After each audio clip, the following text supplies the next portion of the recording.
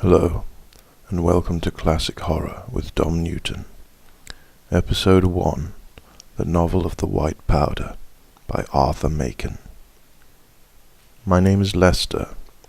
My father, Major General Winlester, a distinguished officer of the artillery, succumbed 5 years ago to a complicated liver complaint acquired in the deadly climate of India.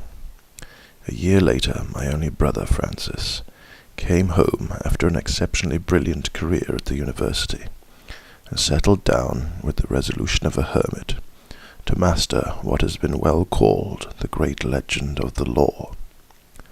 He was a man who seemed to live in utter indifference to everything that is called pleasure, and though he was handsomer than most men, and could talk as merrily and wittily as if he were a mere vagabond, he avoided society, and shut himself up in a large room at the top of the house to make himself a lawyer. 10 hours a day of hard reading was at first his allotted portion. From the first light in the east to the late afternoon, he remained shut up with his books, taking a hasty half-hour's lunch with me, as if he grudged the wasting of the moments, and going out for a short walk when it began to grow dusk. I thought that such relentless application must be injurious, and tried to cajole him from the crabbed textbooks, but his ardour seemed to grow rather than diminish, and his daily tale of hours increased. I spoke to him seriously, suggesting some occasional relaxation, if it were but an idle afternoon with a harmless novel, but he laughed, and said he read about feudal tenures when he felt in need of amusement, and scoffed at the notions of theatres, or a month's fresh air. I confess that he looked well, and seemed not to suffer from his labours, but I knew that such unnatural toil would take revenge at last, and I was not mistaken. A look of anxiety began to lurk about his eyes, and he seemed languid, and at last he avowed that he was no longer in perfect health. He was troubled, he said, with a sensation of dizziness, and awoke now and then of nights from fearful dreams, terrified and cold with icy sweats. "I am taking care of myself," he said, "so you must not trouble. I passed the whole of yesterday afternoon in idleness, leaning back in that comfortable chair you gave me, and scribbling nonsense on a sheet of paper. No, I will not overdo my work. I shall be well enough in a week or two, depend on it." Yet, in spite of his assurances, I could see that he grew no better, but rather worse. He would enter the drawing-room, with a face of all miserably wrinkled and despondent, and endeavour to look gaily when my eyes fell upon him.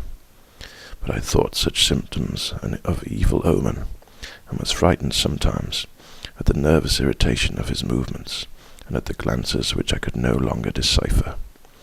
Much against his will, I prevailed on him to have medical advice, and with ill grace he called to our old doctor. Dr. Herberden cheered me after examination of his patient. "There is nothing really much amiss," he said to me. "No doubt he is too hard, and eats hastily, and then goes back again to his books in too great a hurry. And the natural sequence is some digestive trouble, and a little mischief in the nervous system.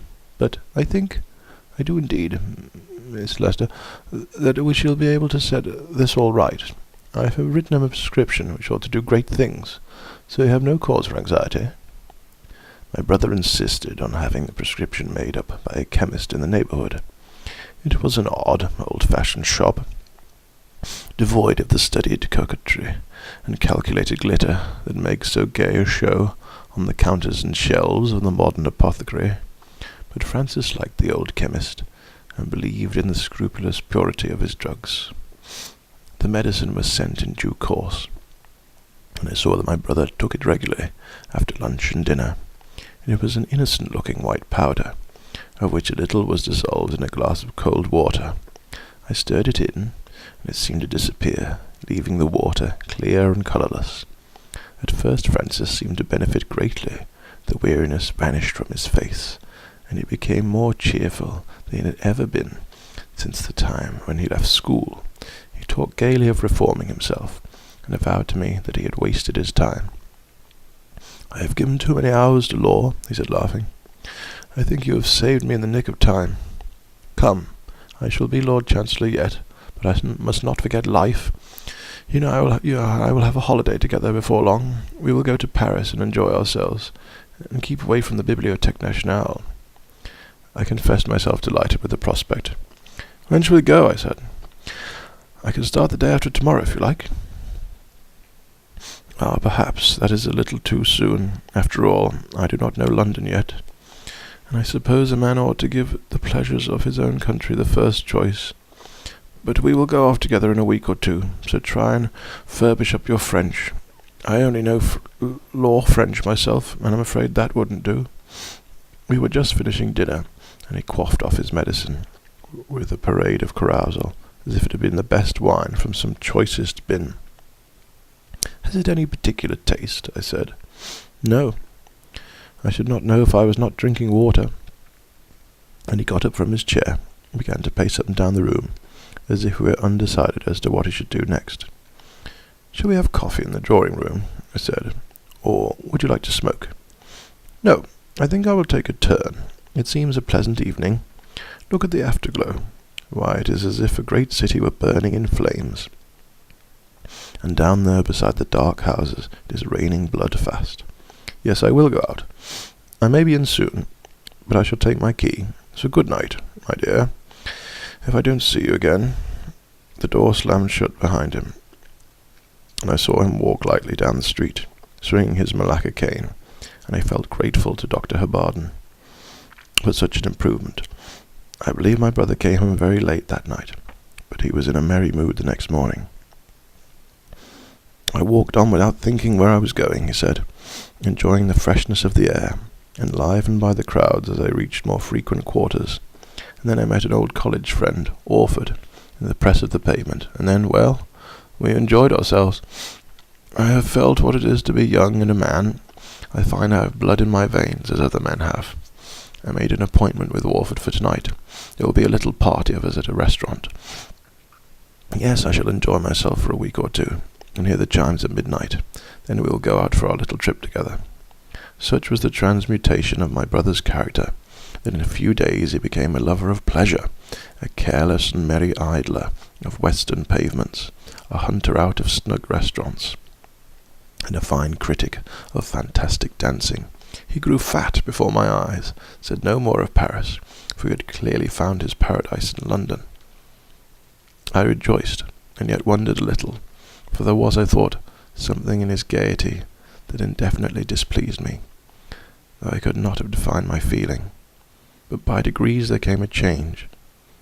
He returned still in the cold hours of the morning, but I heard no more about his pleasures. And one morning, as we sat at breakfast together, I looked suddenly into his eyes and saw a stranger before me. "Oh, Francis," I cried. "Oh, Francis, Francis, what have you done?" The rending sobs cut the words short. I went weeping out the room, for though I knew nothing, yet I knew all, and by some odd play of thought, I remembered the evening when he first went abroad, and the picture of the sunset sky glowed before me, the clouds like a city in burning flames, and the rain of blood. Yet I did battle with such thoughts, resolving that perhaps, after all, no great harm had been done, and in the evening at dinner I resolved to press him to fix a day for our holiday in Paris.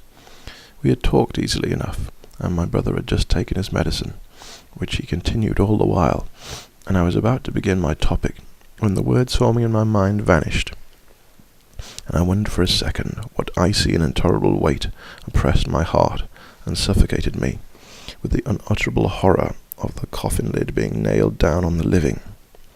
We had dined without candles. The room had slowly grown from twilight to gloom, and the walls and corners were indistinct in the shadow.